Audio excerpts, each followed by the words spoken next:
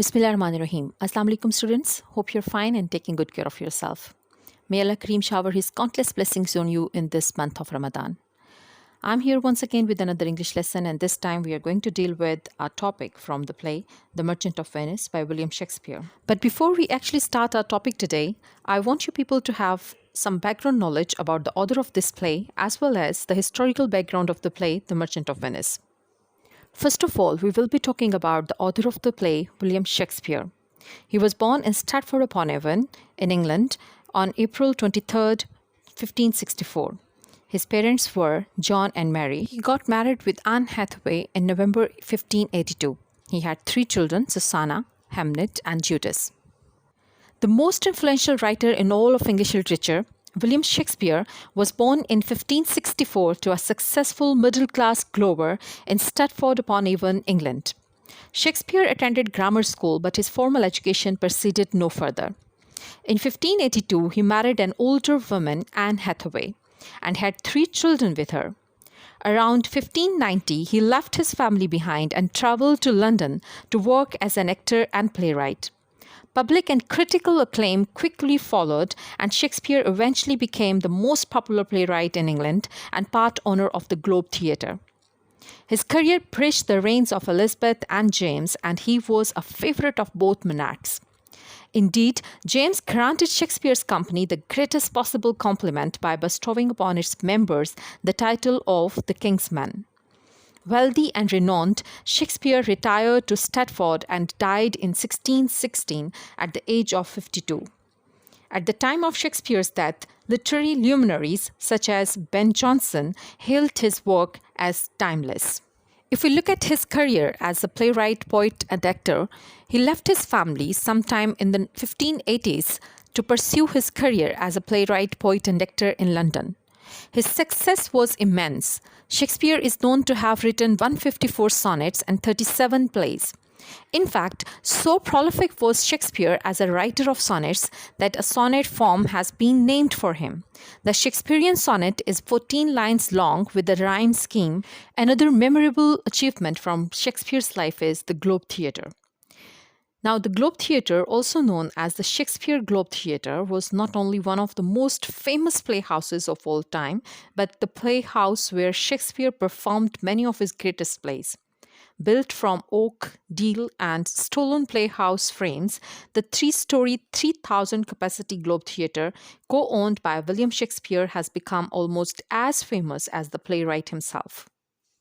Now, if we talk about the historical background of the play, The Merchant of Venice, we see that in 1290, King Edward expelled any one of the Jewish faith from England.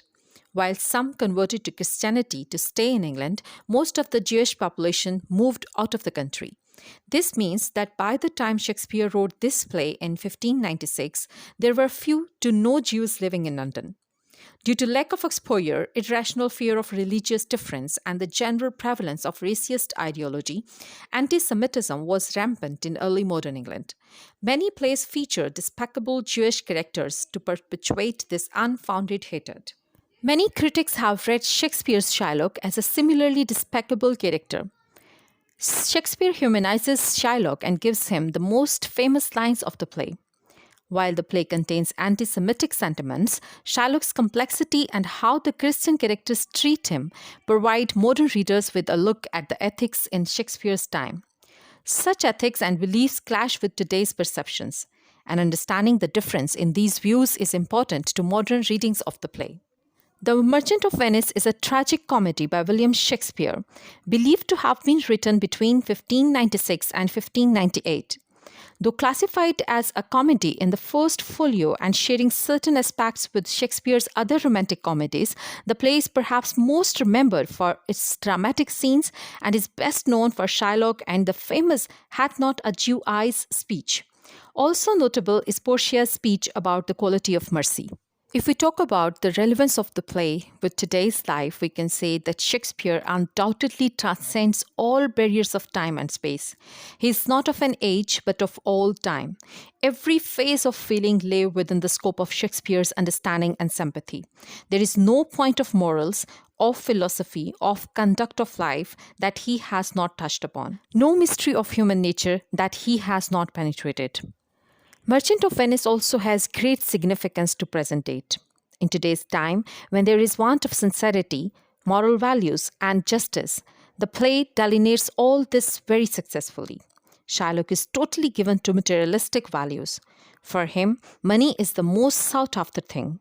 He is a moneylender who tries to enrich himself and accumulate wealth by exploiting the financial needs of others. He has hoarded a lot of wealth by his usury, but his craving for money is not yet satisfied.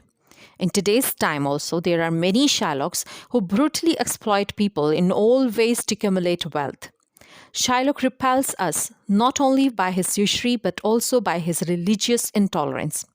The play depicts great polarization between the Jews and the Christians.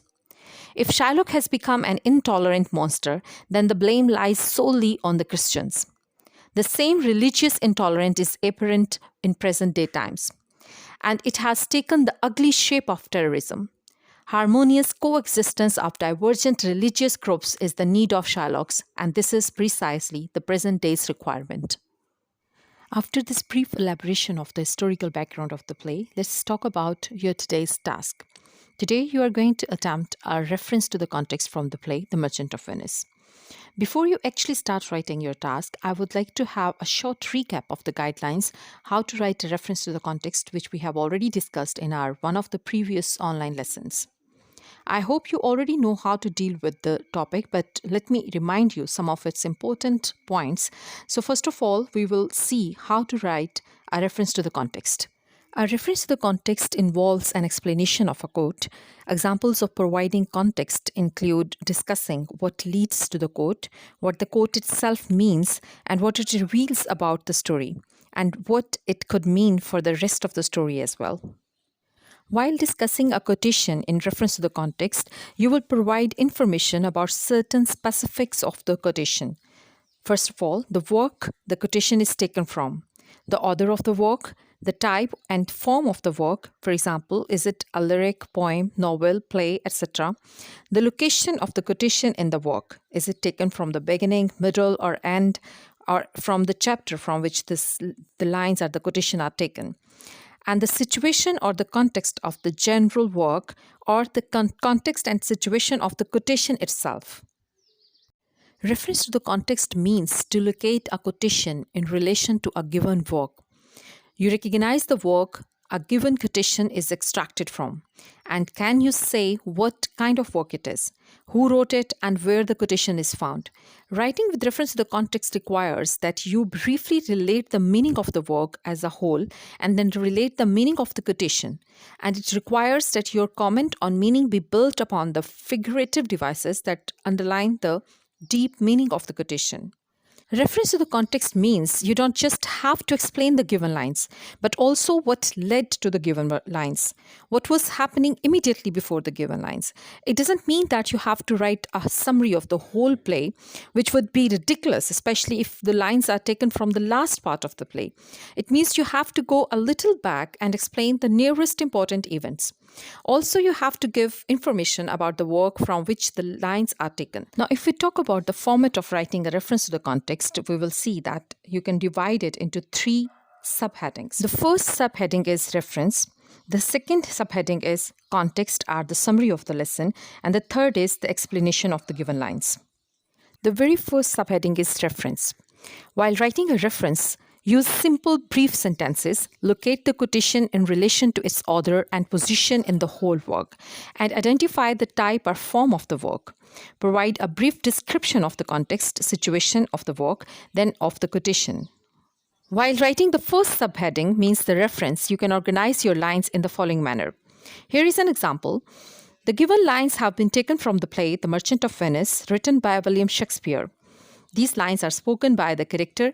That you will give the name of the character to, again you will mention the name of the character to whom the lines are spoken. The second subheading is context, or the summary of the lesson. In this part of the reference to the context, remember, don't give a lot of details, because the main part of the question is about explanation. So give a very short review of the play in as little words as possible. Then write the summary of the events just before the given lines. The third subheading is explanation.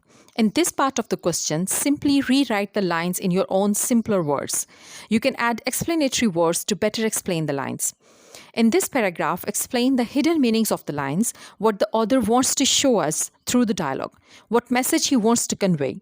Remember, you have to explain the lines in the context of the play. So in this part of the question, give a simple, brief meaning of the lines given. Briefly describe the context or situation in which the given lines occur. Identify its relevance to the rest of the lesson, where and when it occurs, and who speaks the lines. Then, in the explanation, look for hidden meanings conveyed through poetic or literary devices. Mention use of similes, metaphors, symbols, personifications if there are used any. Bring out meanings of the poetic devices. Relate the relevance of the devices by commenting on their effect in the lesson. Now, if we look at the importance or significance of writing a reference to the context, we can say it helps us in interpreting the thoughts, attitude, mood, etc. of the writer and expressing a reaction to these. It also helps us in developing the skill to organize material in a thematic manner. It also provides us learning to explain the literary devices used in the lesson. Now, by keeping all these points in mind, let's study an example here. I hope this will help you in better understanding the question. Here are the lines taken from the play The Merchant of Venice, written by William Shakespeare. And the lines are, "The devil can cite scripture for his purpose. An evil soul, producing holy witness, is like a villain with a smiling cheek, a goodly apple rotten at the heart. Oh, what a goodly outside falsehood hate." Now the reference for these lines is, these words are spoken by Antonio to Bassanio in the play The Merchant of Venice, written by William Shakespeare. Now the background or the context of these lines is, Shylock has defended his practice of charging interest on loans by citing an example from the Bible. Here is Antonio's comment on it. Antonio says that even the devil will sometimes quote cases from the Bible to justify his devilish conduct. A wicked person quoting the authority of the Bible in sport of his actions is like a villain who wears a smile in order to pretend friendship. Such a man is like a nice-looking apple which is rotten inside. How strange that all false things have an attractive appearance. Now here is a task for you. You have to write the given lines with reference to the context. I hope after going through this example, you will be better able to do your task. So good luck for your task. See you in the next lesson. Till then, Allah Hafiz. Goodbye. Thank you.